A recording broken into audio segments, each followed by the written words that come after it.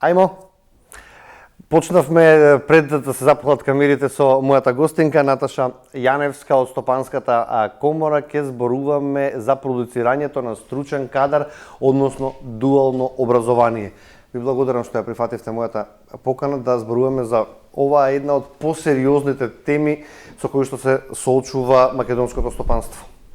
Благодарам на поканата и со задоволство сакам да зборувам на оваа тема затоа што ние како комора овој период доста направивме токму за обезбедувањето на стручен кадар за потребите на стопанството. Проблем не само што е во Македонија, туку и глобален во целиот свет, недостатокот на квалификуван кадар.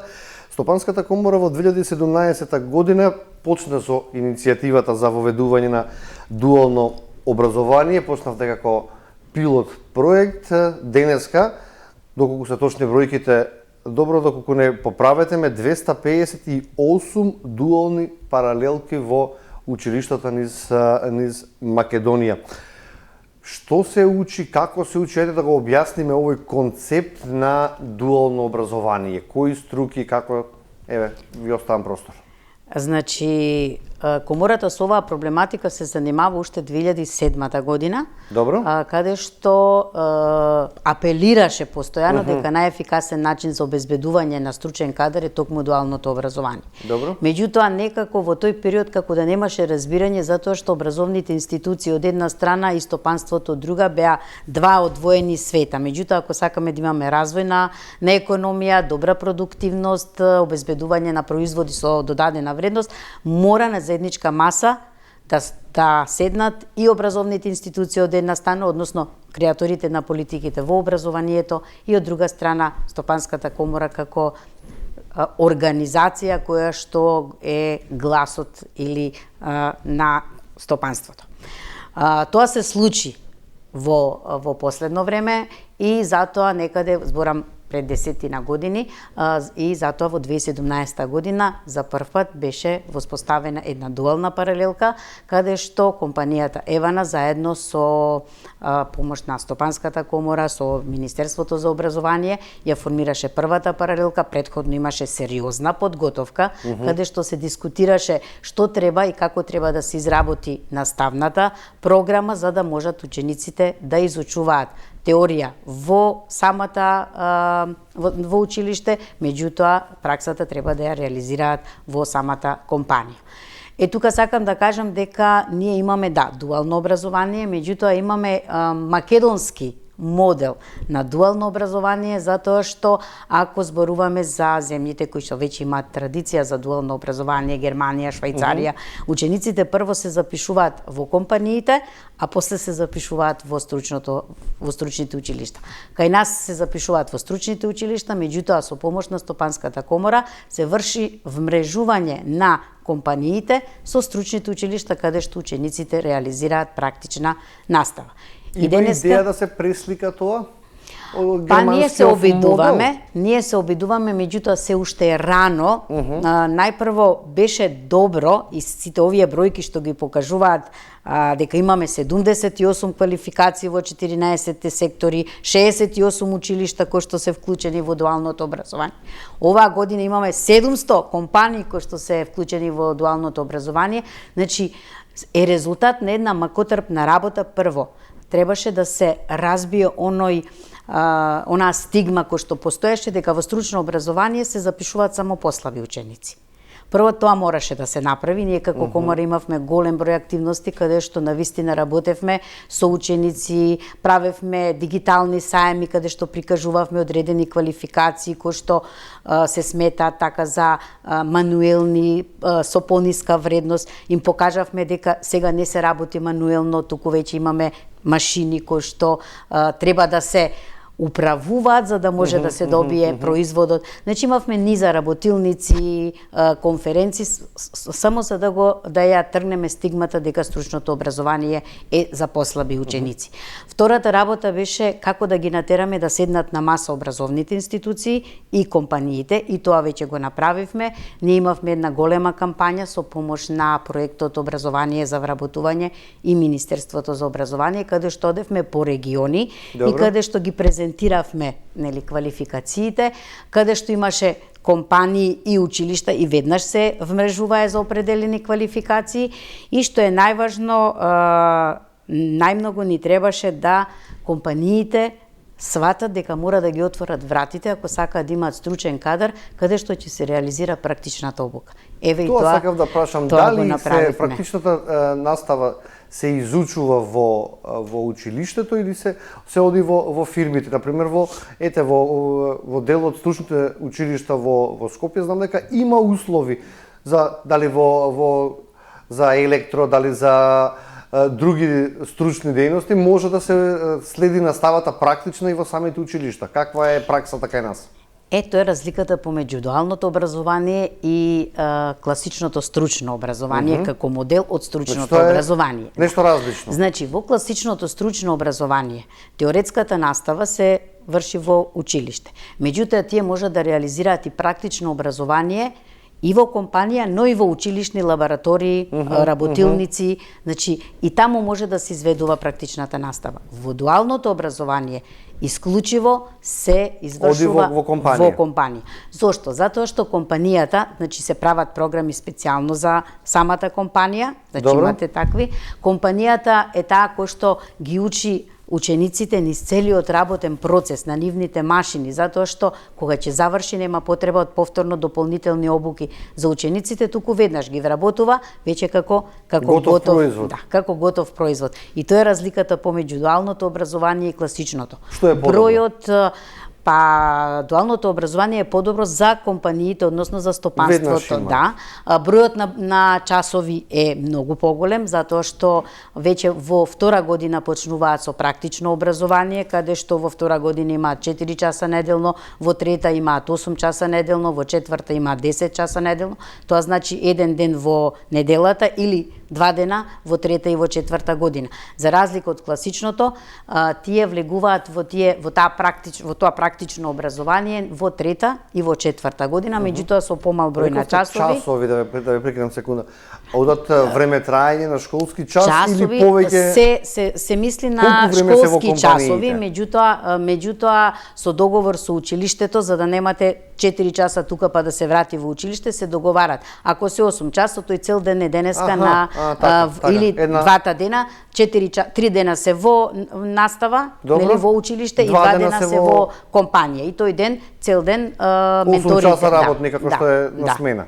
Да, па затоа што вие не можете, имате компании кои што се надвор од градот. Јасно. Имате компании кои што обезбедуваат превоз. И сега не можете вие компанијата да ја задолжите ако почнува работното време во 6 или во 7, па после 4 часа да ги врати учениците. Него тие цел ден си работат во таму. Кои струки се учат дуално во моментов? Па во моментот ти кажав имате 78 квалификации, значи тоа се тие профили и во сите 14 сектори, а тоа се струките порано се вика, сега поново се сектори. Значи во 14 сектори на квалификации, скоро во сите можам да кажам, но најмногу има интерес за машинска, електрострука, благодарение на нашиот саем кој што го направивме, кој што ја покажавме дрвната индустрија. Имаме уште во првиот уписен рок се запишува учениците во струката шумарство и дрвна индустрија, што е голем успех за нас. Во градежништвото најмногу се бараат градежни инженери, техничари, архитектура. Значи скоро во сите сектори, ги исклучувам секторите здравство и правен сектор затоа што и економија, затоа што тие од секогаш биле барани. Ние секогаш имаме таргет на нешто што е дефицитарно на пазарот и работиме токму со во тие сектори за да привлечеме поголем број на ученици. Се затвара некоја дупка во последниве години? Речимо од 17-та веќе треба да имаме солидни мајстори до 25-6-та веќе. Па имаме, затоа што голем дел од компаниите земаат ученици на пракса. Евана веќе цели паралелки ги вработува, освен оние ученици кои што сакаат да продолжат во високо образование. Имаме доста земено и во Маркарт, имаме земено во леарницата ЛТХ од Охрид, имаме во Ронтис во Веле, значи голем број на Дрекслер Мајер, голем број на компании веќе странските веќе ги вработуваат учениците. Па и дури во оние занаети како што се одлични услуги, фризерски салони, козметички салони, веднаш значи занаечиите по завршување ги зема, да. И за занаечиските дејности. Така, кога разговарав со претставителот на Занаечиската комора овде во студиото, вели ние сме расадник за кадар, но не за македонската економија, туку за економијата во Германија. Ние ќе ги научиме да работат, тие ќе се спакуваат и веќе се мајстори во Германија. Имаат ли децата учениците кои што ќе завршат дуално образование обврска да бидат тука да почнат да работат? Или оставено име на своја одлука? Тука имаме два сегмента. Значи, за жал, немаат обврска, затоа што средното образование е задолжително и согласно тоа секој мора да го пројде, да го помине. Добро. Процесот и ние не можеме да ги задржиме децата да работат затоа што злоупотреба на детски труд ако тој не сака да работи. Од друга страна, Некој ќе заврши 4-та година седно веќе ќе биде полнолетен, нели? Да, меѓутоа вие не можете да го задржите, нема обврска да остане затоа што задолжително било средното. Он го завршил средното, си реализирал практична обука и после неговото завршување, освен ако сака, принудно не може. Единствено може да го задржи ако во текот на самото негово школување, покрај тоа што добивал стипендија за оние ученици од дуално. Имам и за тоа да прашам подготвено околу стипендиите. Може да самата компанија да даде дополнителна стипендија. Добро. И на тој начин го обврзува да остане во компанијата. Од друга страна, ако гледаме, тоа е глобален процес за минувањето на младите, не е само кај нас. За жал, ние сме земја која што навистина младите си се одселуваат. Ние во Германија, германците одат во Австрија или во Швајцарија. Пољаците одат во Германија, германците сакаат сега повеќе и да одат и во Америка. И значи тоа е еден глобален тренд кој што ние не можеме да го запреме. Како вие како стопанственици ги задржувате младите луѓе во компаниите? Повеќе висината на платата не игра голема улога. Значи, учениците сакаат или младите луѓе сакаат многу повеќе само од плата. Ние како Стопанска комора многу работиме сега во овој период на овој проблем. Издадовме една брошура како да го задржиме одливот на мозоци во нашата држава.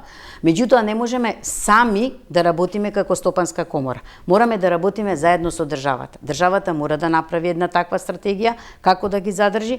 И најпрво што треба да почне е подобрување на јавните услуги кои што се нудат од институциите. Значи поефикасна администрација, отстранување на административните бариери, значи мерит системот, сето тоа му придонесува сето тоа и пред се образованието. Ние мора да понудиме квалитетно образование за да можеме да го привлечеме ја привлечеме младата личност да остане тука. Дополнително мора да се даваат и стимулации од страна на државата. Стартапи, поволности за компаниите кои што земаат веднаш ученици и кои што ги вработуваат после нивното завршување. Дополнително на такви млади кои што завршуваат може да им се даде одредени грантови за да почнат самите со претприемништво. Значи има многу начини како тоа да се направи. Меѓутоа првенствено е воспоставување на правната држава, значи како што треба, јавна и ефикасна администрација и институциите да ги отстранат сите административни бариери и промоција, се поголема промоција како младите да останат во државата, дека не само во странство се прифатени, туку и тука можат да основаат свој собствен бизнис, меѓутоа со квалитетот на производите да можат да излегуваат на странските пазари. Ги спомнате стипендиите на два пати. Во кој облик се стипендиите, како се добиваат до нив, што значат стипендиите, обврските и така натака? Значи, стипендиите долго време исто го заговаравме дека државата на почетокот, како многу земји, треба да обезбеди стипендии за учениците кои што се вклучуваат во дуалното образование. Тоа се успеа. Добиваат околу 3000 денари сите оние ученици кои што месечно се вклучени во дуалните паралелки, но нас ни беше целта и компаниите полека, нели, да расте свеста, да можат и тие да плаќаат определен надоместок за учениците кои што се вклучени во дуалното образование. И среќа голема е што Министерството тука не послуша, да нема, како да кажам, проблем тоа што, односно колизија, ако земаат од државата, да не земаат од компаниите. Значи тие можат и од државата и од компаниите да земаат и тогаш подпишуваат договор, и тоа мора секој ученик, со тој договор се обврзуваат да бидат во самата компанија, а компанијата во договорот внесува колку паричен надоместок ќе им даде за нивната практиканска, односно ученичка работа. Тоа е едната работа и сега работиме да можат и самите компании имаат свест, да им доделуваат стипендии и со стипендиите да ги обврзат тие да можат да останат кај нив после завршување на средното образование. Сметате дека и вие компаниите треба да добивате нешто од државата како помош? Како поддршка, да не биде помош? Значи, ние сакаме компаниите да добијат определена поддршка. Тоа стоеше. Па нека биде и некакво олеснување во даночната политика, ако не така, тоа стоеше во стариот закон како посебен член, каде што имаат финансиска и други олеснувања. Добро. Компаниите кои што земаат во ученици на пракса, но и во новиот закон сега што излезе 2005 година, значи некаде во јануари, исто така стои дека имаат право да добијат определена финансиска поддршка од страна на државата. Ние кога разговаравме, кога преговаравме со Министерството, компаниите не мора да добијат само финансиска поддршка. Може да добијат и други олеснувања. Вие имате даночни олеснувања, при извоз, така, тие што земаат да имаат определени намалувања во плаќање на даноците, царински олеснувања, одредени репроматеријали кои што се многу скапи, а каде што учениците вршат практична обука и ги користат тие репроматеријали да можат барем по определен процент да се намалат од царинските давачки. Исто така се делат разни субвенции по компаниите. Ние бараме и да еден од критериумите за добивање на такви субвенции да биде и компанијата да зема ученик на пракса и тој да има еден бод повеќе пред другите кои што не земаат ученици на пракса. Ние до сега велевме општествена одговорност на компанијата. Да, од една страна меѓутоа од друга страна мора да биде тоа паралелно да се даде и некоја поддршка на компанијата за да се одвои од другите компании кои што баш ја немаат таа општествена одговорност. Ме интересира околу оценувањето. Кој ги оценува, кој гледа колку добро го испекол, што се вели, занаетот, претпоставениот на работното место или професорот, наставникот кој што е во училиштето? Како оди тоа оценување? Наставникот по практично образование си ги оценува по практичните вештини во училиштето, значи по практична настава. Меѓутоа, менторот доаѓа наставникот во погонот, во фабриката, во доаѓа може да направи посета. Меѓутоа, за вака да појаснам, самата компанија мора да има ментор. Тоа е осигурување на квалитет, ние велиме во практичната обука. Има ментор кој што поминува 3-дневна обука, организирана од страна на Стопанската комора, каде што ние ги запознаваме менторите како треба да се однесуваат со учениците, како да ги следат, како да ги оценуваат, како да воспостават одредени комуникацијски односи со учениците, зашто сепак тие се средношколци, не се вработени, нели? Да. И после тоа, значи, тие ги примаат во компанијата и го следат целиот нивни развој. И тие имаат можност да учествуваат во заедничкото креирање на самиот предмет практична настава или учење преку работа, како ние што го викаме, а исто така треба да учествуваат и во завршниот испит, кој што го полагаат учениците кога го завршуваат целиот образовен процес во сите 4 или 3 години. Од 10 ученика, колку стануваат на крај мајстори, има некаков процент? Да бидеме реални? Сега ако зборуваме за мајстори, тие или треба остануваат во сакате да кажете во компаниите, да. Па имаме, ви кажав. Бидејќи не е секој за така за практична работа. Може би се запишал, пробал, не оди едноставно. Така. И ќе си бара чарен друго во животот. Често пати во текот на образовниот процес во средно тие созреваат, па може се гледа на друго. Така, ќе оди на факултет, ќе биде подобар од тоа што го... Меѓутоа имаме, јас ви кажав дека скоро цели паралелки ги вработува Евана по незините кецови низ цела Македонија. Имаме ученици кои што останале во Дрекслер Мајер. Останатите кои што не сакаат или завршуваат или заменуваат за жал во странство или завршуваат на пазарот на трудот па си бараат некоја друга работа. Не се пронајдат во таа професија. Меѓутоа сакам да кажам, ако не се пронаоѓаат во професијата, можеби и некаде е грешката, или ајде да не кажеме грешка, празнина во системот. Затоа што во основно образование мора да постојат, односно да се развие таа кариерното и професионалната ориентација, каде што ќе го следи ученикот и ќе се насочува во кое образование ќе оди, дали гимназиско, стручно, дали е за високо и така натаму. В дел од западноевропските земји, па и азиските веќе уште од 4-5 оделение гледаат децата на која страна влеча, што се вели, и знаат каде да ги усмерат тие деца, дали ќе биде тоа за спорт, дали ќе биде за книжевност, дали ќе биде за природни науки. Каква е соработката сега и стратегијата што ја има државата? Колку и бизнисот е вклучен во самото формирање на пазарот на труд во иднина? Ние имаме многу добри закони, меѓутоа слаба ни е имплементацијата. Ние имаме предвидено членови каде што имаме разработено како треба да се одвива професионалната ориентација уште во основ. И таа треба да биде темел, каде што ќе се насочува, следи ученикот и ќе се насочува каде треба да се запише. Но, ви кажав, се уште не се наздравено за поставени таквите центри, да кажем, за професионална ориентација или служби во основните училишта.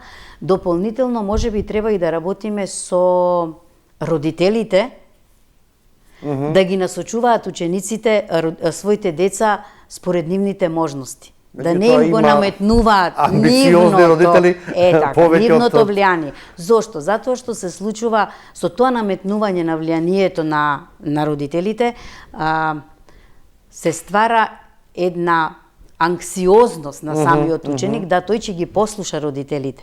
Меѓутоа, неговите амбиции се сосем на друга страна и само го се хендикепира детето, не му дозволувате да ги развие неговите и професионални знаења и стручни вештини таму каде што сака и каде што се гледа во текот на неговиот живот. Еден од занаетите или од професиите кои што се дефицитарни е металостругач. Кој родител денеска сака детето да му учи за металостругач, да не учи економски факултет и да биде банкар, например? Како да му кажете на родителот дека со металостругач ќе живее многу подобро отколку да биде во канцеларија со вратоврска, со сако убаво седи во топла или во климатизирана просторија и да биде банкар, а треба да биде во работилница која што има промоја од сите страни. За жал ви кажав, треба да се работи многу на развивање на свеста на родителите, значи да ги упатуваат нивните деца според можностите и според нивните реални афинитети. Од друга страна, и ние како комора работиме на тоа и затоа го организиравме тој дигитален саем каде што им објаснивме преку разговори на ученици, преку разговори на лица кои што се вработени во на такви занаети, преку за работката на металостругачот е подобро од банкарот сигурно. Така, преку видео презентација да го видат тоа и треба да знаат дека веќе многу малку имаме мануелни работи. Многу повеќе еден металостругар сега работи на CNC машина. Он само треба да знае да даде основни податоци, а машината ќе го изработи тоа. И затоа велиме дека без да деградирам професијата или да со потценување. Ние велиме во иднина ќе се користат роботи. Да, ќе се користат. Меѓутоа иднината не е на машините, треба некој да знае да ги управува тие машини. Ние тоа треба да им го пренесеме и да ги доближиме децата до таквиот начин на размислување. Мора да го смениме начинот на размислување, дека веќе не живееме во 19 век, дека живееме во 21 век, дека технологијата и техниката отишле напред и ние само треба да знаеме да ја искористиме за нашите потреби. Пракса во универзитетите. Сега има најави и за вакво нешто, колку е реално ова и во кои дејности, во кои професии би можело да има дуално образование во високото образование? Ние како Стопанска комора, дека постојано сме во контакт со компаниите, и успехот што не понесе од ова што го работевме со дуалното образование, почнавме да заговараме и реализација на практична настава во високото образование. Затоа што компаниите велат, ние од високото образование добиваме кадри кои што имаат солидно академско знаење, меѓутоа немаат практично искуство, не знаат како да го применат тоа, ниту пак да се снајдат во работните процеси кога ќе ги вработиме, и затоа им требаат дополнителни обуки. Тргнувајќи од оваа проблематика, ние почнавме да прво нели законската регулатива да ја анализираме и видовме дека навистина во стручното образование, во новиот закон 2008 што излезе, вие немате 2018 се извинувам, вие немате никаде ставено практична, дека учениците студентите треба да одат на практична обука. Единствено за регулираните професии како што се медицина, значи во здравството, ветерина, тоа се 5, архитектура и така натаму. Во останатите вие немате. Некаде се спомнува соработка со бизнис заедницата, меѓутоа таа соработка никаде не е видлива. За среќа на некои факултети поединечни од универзитетите сватија дека навистина треба да има соработка со универзитетите и на своја иницијатива почна со компаниите, на своја иницијатива започна такви соработки компанија и факултет, каде што учениците ги праќаат, студентите ги праќаат на практична настава. Има добар успех затоа што голем дел од тие студенти подоцна се вработени, и затоа ние како Стопанска комора веќе инсистираме во новиот закон кој што треба да излезе и е во подготовка, да се стави како обврска практичната настава, да биде дел од студиската програма која што ќе се вреднува со кредити, за да може посериозно да се свати, па дури и бараме ако може одредени, поготово за стручните студии, одредени дипломски теми или магистерски теми да се даваат од страна на компаниите.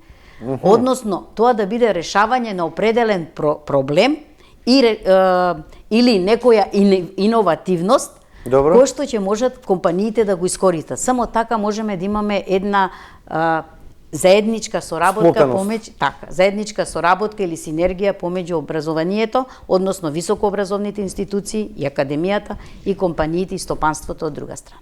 Ги спомнавте саимите каде што родителите, учениците можат да видат во однос на дуалното образование, тоа се случува секоја година, што се представува, кажете ни малку детали околу тоа. Значи, дигиталните сајми беа прво започнаа во соработка Стопанската комора, во соработка со проектот Образование за вработување, и неколку години поред, пред да кажам 4 години, секоја година се организира. Тоа беше во еден ден, во 8 на 9 оделенците, во еден ден се собираа во определена просторија и преку националната телевизија се одвиваше тој дигитален сајм.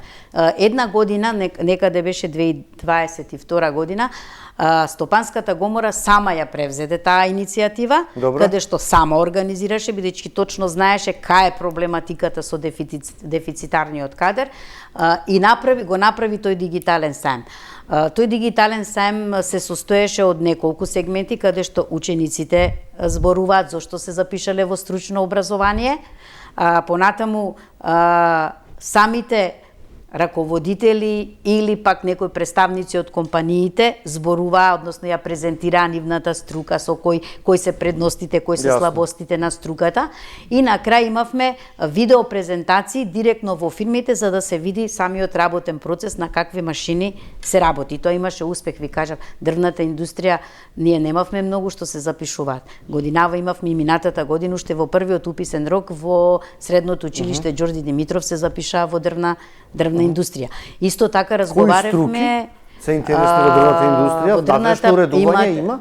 Внатрешно уредување, пејзажна архитектура, столари, затоа што ние прикажавме и училишта каде што се реализираат тие и ги видоа работилниците. Вие имате прекрасно училиште во Струмица кое што навистина има работилница и мислите дека вие се наоѓате во фабрика. И многу е добро што директор, што од градоначалникот на општината тие предмети што беа изработени во смисла на шкафови и така натаму се користеа за опремување на градинките. Браво.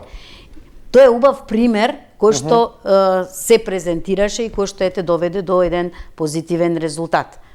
Понатаму сакавме малку и да се одвоиме, да не биде сега само овие сајми. Ние почнавме да одиме и со посета на училишта, на основни, односно на 9 оделенците во основните училишта, каде што носевме со нас еден успешен, да кажам, менаџер на компанија, каде што им раскажуваше како почнал со стручно образование и како станал успешен не само на македонските простори, туку и надвор.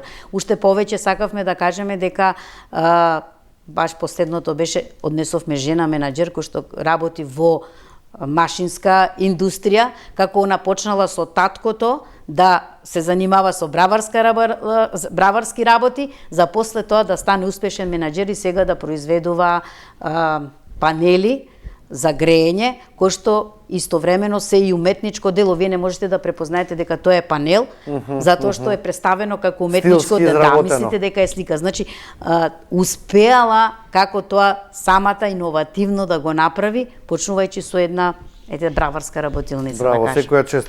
Освен во Скопје, рековте и во други градови. Каде се има дуално? Во сите градови имаме, во одредени училишта имаме каде дуално. Каде што има стручни? Да, каде што има стручни. Имате во Охрид, имате Битола, имате Крива Паланка, Струмица, мислам во сите градови низ Македонија. Тоа се 69 училишта, 73 училишта стручни имаме. И 30.000 празни места или 10.000 секој ден Агенцијата за вработување има објавено над 10.000 слободни работни места и никако тој број да се пополни. Колку сега еве да го закружиме разговорот, може да се очекува за брзо време да се покријат овие дупки на пазарот на труд. А тоа е веќе една друга проблематика во делот на вработливост и пазар на труд.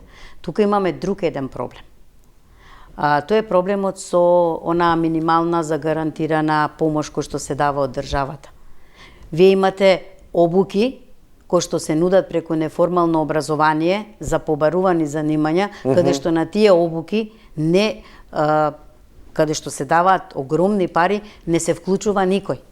Не сака да влезе во обуката, во процесот на обука, иако за време додека трае обуката, тој добива определена надокнада. Зошто? Затоа што се плаши дека ќе изгуби социјалната помош. Ама ние на тој начин создаваме трутови, неработници. Наместо после еден и втор повик, вие да му ја прекинете социјалната помош и да го натерате да се вработи, значи да оди на обука и да се вработи, ние создаваме лица кои што седат дома, па целото семејство седи, не само корисникот, се префрла таа социјална помош. И си ги ужива благодетите на државата и на крај имаме ние голем број на неработоспособно население. Тука треба сериозно да се промени методологијата на доделување, односно и на користење на таа помош, и на тој начин да ги пополниме празнините на... Да, навистина е чудно да имаме според Државниот завод за статистика, над 100.000 невработени, работоспособни, активни баратели на работа, а имаме 20-30.000 празни места и никако да се пополнат. Се надевам дека со овој концепт, да не е германскиот, да биде и македонскиот концепт на дуално образование, ќе се најдат работници, а не да увезуваме од Непал или од други држави, туку да се вработат македонските граѓани. Треба да се искористи потенцијалот што го имаме тука. Прво тоа, па ако остане некоја празнина, може да бараме од назад, затоа што па носењето на работници од надвор си носи пак други последици и тоа треба да бидеме многу внимателни. Затоа мора да работиме како да го искористиме потенцијалот во нашата држава, како да им обезбедиме пристоен живот со сите оние што ги зборувавме претходно работи, за да остане населението тука, да не ни заминува во странство, затоа што и тука може да ја гради својата иднина. Нормални услуги, нормални работи кои што им следуваат. Здравство, администрација, се она што следува. Господи Јаневска, јас ви благодарам што бевте дел од Студио 10. Ова е тема која што ги засека буквално сите, и граѓаните, и компаниите, државата. Се надевам дека доколку имаме подобрување на состојбите, повторно ќе ќе не побарате вие, па ќе направиме уште еден разговор. Благодарам на поканата. Почитувани, ќе направиме овде уште една кратка пауза, па во студиото ќе продолжиме со третата тема.